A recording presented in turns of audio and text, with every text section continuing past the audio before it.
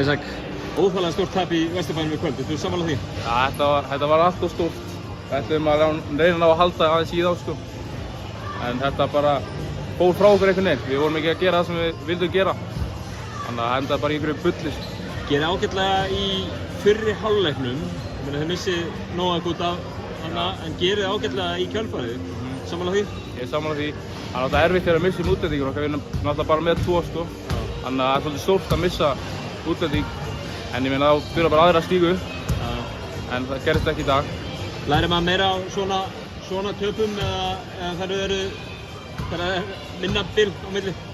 Lærum náttúrulega klárlega meira á svona leikjum og sjáum bara klárlega hvað við þurfum að gera betur í sérstaklega vörn og bara betra execution í sókn. Það var ekki neitt að ganga. Selfoss, ég meina þeir konur inn í þetta nýja tímabil svona ágætlega á stað, en við erum samt með bara 1 sigur og núna 2 töp. Hvernig myndir þú þessa byrjun hjá okkur? Já, við erum bara ennþá að reyna að slípa okkur saman, sko, þannig að ég hef full að trúa að við náum að slípa okkur vel saman og gera betur, klárlega. Með nýjan þjálfara í Árna, hvernig er hann að leggjast í hópinn? Bara frábær þjálfari, frábær gæi og hann er búinn að þjálfa mig í yngri flokkum, veit ekki hvað lengi, 5 ára eða eitthvað. Þannig að ég er bara ekkert nema gott að segja hans.